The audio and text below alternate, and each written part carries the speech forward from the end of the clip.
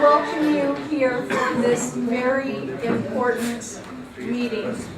We have some amazing people to speak with us and tell us the stories of their lives. I want to thank, first of all, Lachlan, who graced us with his amazing instrument and music and gave me a feeling of sitting in a garden in Kurdistan. And it was really beautiful, and I thank you so very much. My name is Kathryn Cameron Porter, and I know that a lot of you know who I am. I've been associated with the Kurds for many years, back into the 80s. I am also the person behind the creation of the Congressional Human Rights Caucus, which is now the Tom Lantos Human Rights Commission. And in that capacity, the Caucus Commission has done some wonderful things, and a lot of them have to do with minorities, both ethnic and religion, all around the world. But the reason we're here today really goes back almost 4 years, when Senator Mark Kirk was then a mere congressman. And I might add that I hired Senator Kirk to work on my husband's congressional team. He's long been interested in human rights, and particularly human rights in Iran. And we had, he created a congressional working group on Iran, and we had in this Rayburn building an amazing meeting. And some of the people at the table were here. Dr. Bohr was here, and several other were here.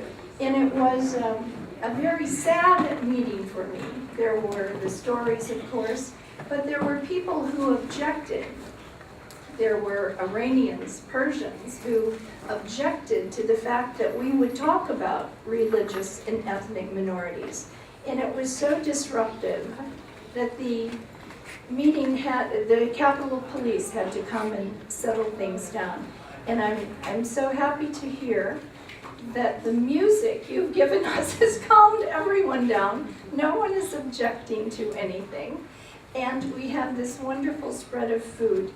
And I thank all of you for participating and being here. There are a couple of things I want to say. In the human rights world, working with the caucus and the commission, it has always been extremely helpful to highlight a few particular cases. And we've done this with Soviet refuseniks and dissidents. We've done this across the board with prisoners of conscience. We've done this with the Baha'is. We've done this with the Tibetans, across the board on all of these cases. Senator Kirk, while he cannot be here today, he's actually giving a speech in Chicago as we're meeting here, wanted me to bring up the case of one particular Kurdish man who was in Iran. He is Habibullah Latifi, 29 years old. He's a member of the Iran Kurdish minority and an industrial engineering student. And his death sentence was upheld a second time. He was arrested in Sananjak, a place I have been, and he was sentenced to death in 2008, in July. And he was convicted of Muhabara, the enmity against God. I know I pronounced that incorrectly, I'm sorry. But in any case, while he's in prison, his family says he was tortured and coerced to confessing to crimes he did not commit, and he could be executed at any time. And I think it's important for us to reach out and try to tell the world about this particular man. And as people learn about his situation, they can reach out to one another and learn about other people. Now, that's the number one thing I promised Senator Kirk I would do.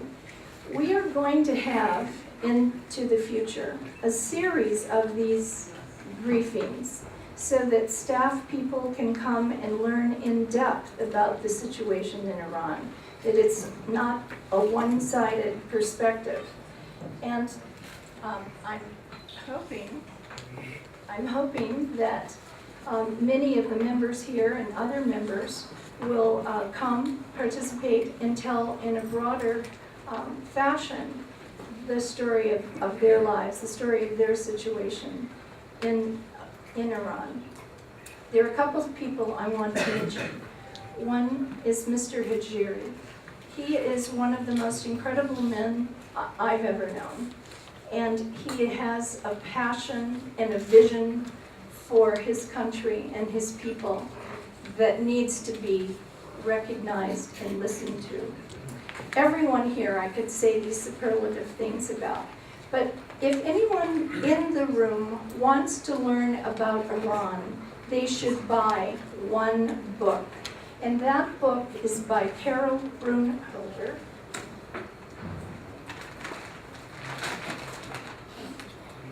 And she has graciously brought two books, one for Congressman Wolf, who's been our knight on the shining horse, and one for Senator Kirk. But in it talks not just about the horrific assassination of Dr. Ghassanlu, but it talks about the key. I believe this book is a key to unlock what's happening in Iran. And I ask you all to get a copy of it. And Carol will be speaking later. Now there's another person here, and she's not telling her life story, but I'm going to tell you a little bit about it. Her name is Dr. Peri Karadagi. She's an extraordinary woman who has walked the walk, who has really been a champion for her people and for her country. She's from Iraqi Kurdistan. She has a heart-rending story to tell. And I hope that in her comments as she introduces our panel, she will comment on those. But the one thing she's doing is she's going further. She's working with the refugees. She's working with people that are fleeing Iran, that are fleeing Turkey, that are fleeing Syria, but not just Kurdish or other minorities. She is working across the board from Somalia to just across the board. And her work is under-recognized, and it's not funded the way it should be. I'm hoping that we can change that by bringing out some of her work to the Congress so that we can move forward. And I am going to sit here and be the timekeeper, because we have so many stories to be told, so many heart-wrenching stories to be told, and I will do my best to keep everyone within the hour. And I'm looking, and I didn't mention also Dr. Bohr, who was here on the original meeting that was basically attacked.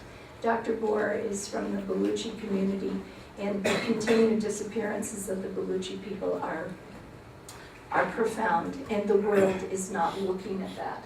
So here you have a microcosm of the entire country, and I know that you'll enjoy hearing from everyone, starting with Perry. Thank you, Perry.